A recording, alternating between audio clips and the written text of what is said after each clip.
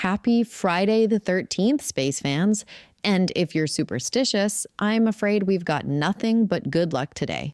That's right. We've got astronauts heading to the moon, the birth of one of the most extreme objects in the universe, planets smashing into each other, an asteroid that buzzed right past us while we were sleeping, possible auroras tonight. And a neutrino so powerful that scientists have been trying to figure out where it came from for 3 years. They may finally have the answer. I'm Avery. And I'm Anna. This is Astronomy Daily, your daily dose of what's happening in space and beyond. Let's get into it. Okay, let's start with the big one. After years of delays, setbacks, hydrogen leaks, and a very stressful few months of repairs, NASA has officially given Artemis II the green light to launch. The agency completed its flight readiness review on Thursday. That's the big final meeting where all the mission managers get together and essentially ask the question, are we ready to put 4 people on top of a rocket and send them around the moon? And the answer was a unanimous yes. Every team voted go. No dissenting opinions, no last-minute holdouts. The target launch date is April 1st, and no, that's not a joke, with a window opening at 6:24 p.m. Eastern Time.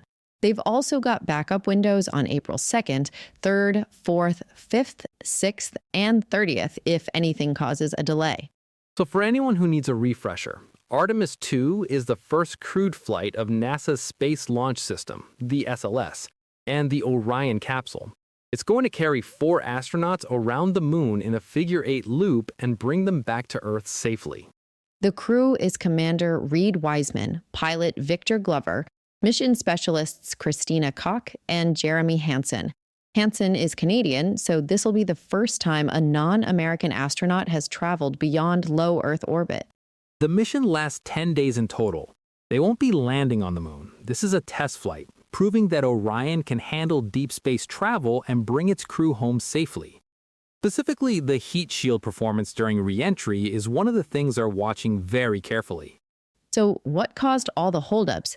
The short version, after the rocket's wet dress rehearsal, a full practice countdown and fueling test, engineers found a problem with helium flow in the upper stage. The whole stack had to be rolled back into the vehicle assembly building for repairs. The good news is that problem has been fixed. It turned out to be a blocked seal in a cable connecting the rocket to the ground systems.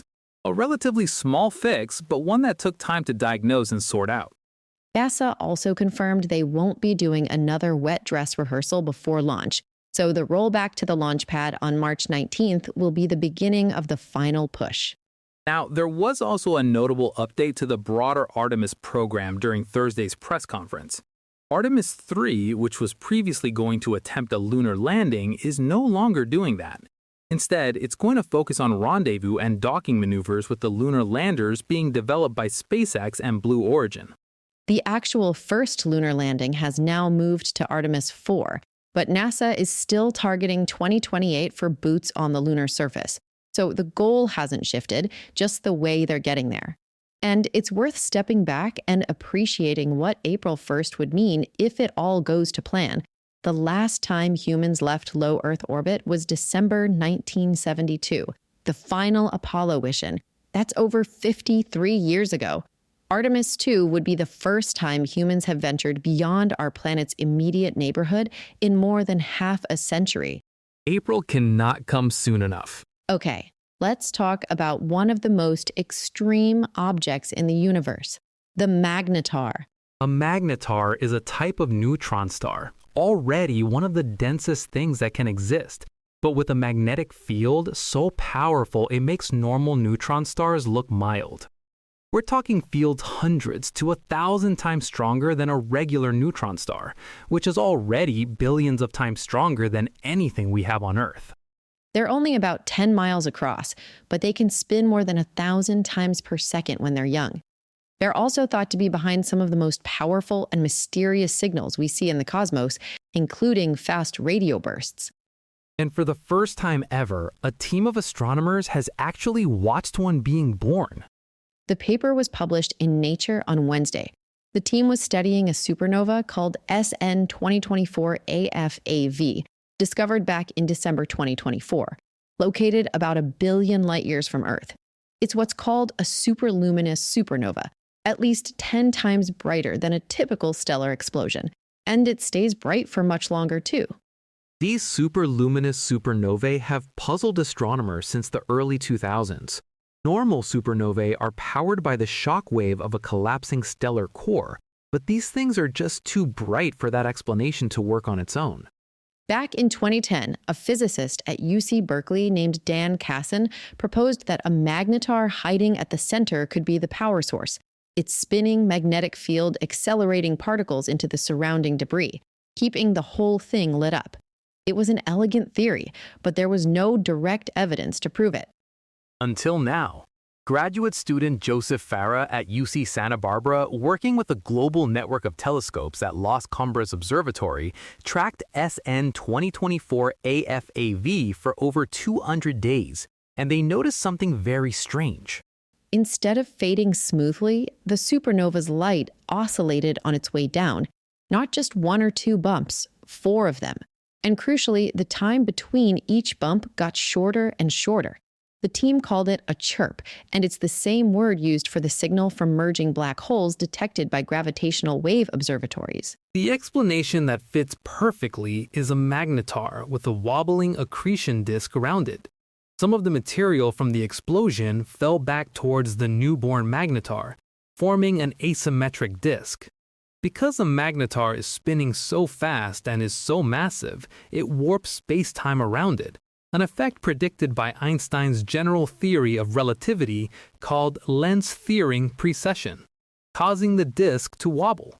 As the disk spirals inward and shrinks, the wobble gets faster and the light pulses speed up. That's your chirp. The team estimates the magnetar's spin period at 4.2 milliseconds, meaning it's spinning about 240 times per second, and its magnetic field at around 300 trillion times that of Earth. Both of those are classic magnetar signatures. Joseph Farah put it brilliantly. This is the science I dreamed of as a kid. It's the universe telling us out loud and in our face that we don't fully understand it yet. This is also the first time that general relativity has been needed to explain the mechanics of a supernova. That's a remarkable statement. Einstein's equations written over a century ago describing something happening a billion light years away and a billion years in the past. Science is genuinely incredible sometimes. From the death of a star to the death of 2 planets. This week, astronomers published evidence of watching 2 worlds smash into each other in real time, 11,000 light years from Earth. This one comes from the University of Washington. Doctoral candidate Anastasios Tzanidis was combing through archival telescope data when he noticed a star called Gaia 20 EHK, a perfectly ordinary, stable, sun-like star doing something very strange. From about 2016, the star showed 3 dips in brightness. Unusual, but not completely unheard of. Then, around 2021, its light output went haywire. As Tzanidis himself put it, stars like our sun don't do that. So when we saw this one, we were like, hello, what's going on here? What was going on was an enormous cloud of rocks and dust passing in front of the star from our line of sight, patchily blocking its light. And the source of all that debris? A catastrophic collision between 2 planets. The analysis suggests the 2 worlds had been spiraling towards each other for years. Those initial dips in brightness from 2016 were likely caused by a series of grazing impacts, like 2 ships sideswiping each other at increasing speed. Then, around 2021, they had their final catastrophic collision, and the infrared signature from all that superheated debris lit up. Here's a part that really captures the imagination. The debris cloud is orbiting Gaia 20 EHK at roughly 1 astronomical unit, the same distance as Earth is from our sun. And at that distance, over millions of years, that material could cool and solidify into new planetary bodies, possibly something resembling an Earth-Moon system. Because that's how our moon was thought to have formed. A planetary body about the size of Mars struck the early Earth, and the resulting debris eventually coalesced into our moon. The collision around Gaia 20 EHK may be the closest real-time analog we've ever observed. The paper was published in the Astrophysical Journal Letters on Wednesday. The researchers note that while these collisions are probably common in the early stages of solar system formation, catching one in the act requires a very specific alignment and a lot of patience. Their hope is that the Vera Rubin Observatory, which has just come online, could find as many as 100 more such events over the next decade. How rare is the event that created the Earth and Moon? That question is fundamental to understanding whether life as we know it could exist elsewhere. Every collision like this one brings us a little closer to the answer. Right, so while you were asleep last night, a bus-sized asteroid flew closer to Earth than the Moon. Completely harmless, but the timing and the discovery circumstances are what make this story interesting. Asteroid 2026 EG1, that's its official designation, made its closest approach to Earth at 11:27 p.m. Eastern Time last night, passing about 197,000 miles away. The Moon sits at roughly 239,000 miles, so this thing flew inside the Moon's orbit. It was traveling at around 21,500 miles per hour and is estimated to be somewhere between 32 and 72 feet across, roughly the size of a bus or small lorry. At that size, even if it had hit Earth, it would have mostly burned up in the atmosphere. No global catastrophe. But it's a reminder that space is a busy place, and these things happen regularly. What's particularly noteworthy is how recently it was discovered. Astronomers first spotted 2026 EG1 on March 8th, just 5 days before it flew past. That's an incredibly short warning window, and it illustrates a real challenge in planetary defense. Small, fast-moving objects can be very hard to detect until they're almost upon us. NASA's Center for Near-Earth Object Studies has confirmed that no major asteroid strikes capable of causing serious damage are expected in the next 100 years. But major is doing a lot of work in that sentence. Small objects like this one pass close to Earth all the time. The silver lining here is that the Vera Rubin Observatory, which its name is coming up a lot in space news right now, and rightly so, has already discovered 2,000 previously unknown solar system bodies since beginning operations. It's going to transform our ability to find these things early.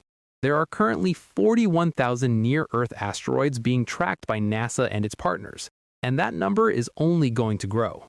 So the good news is we're getting better at it. The slightly unsettling news is there's still plenty we're not seeing yet. But rest assured, we are getting better at it. Now, for something a little more immediate and potentially beautiful, if you live at a higher latitudes and you're listening to this before tonight, you might want to look up. A stream of fast-moving solar wind from a large coronal hole on the Sun is expected to reach Earth today, around midday UTC. And that arrival could trigger minor geomagnetic storm conditions, what's classified as a G1 storm. Great question. Coronal holes are regions in the Sun's outer atmosphere where the magnetic field lines open out into space rather than looping back. Through these openings, the solar wind streams out much faster and more concentrated than usual. When a coronal hole faces Earth as the Sun rotates, that fast-moving stream of charged particles heads our way.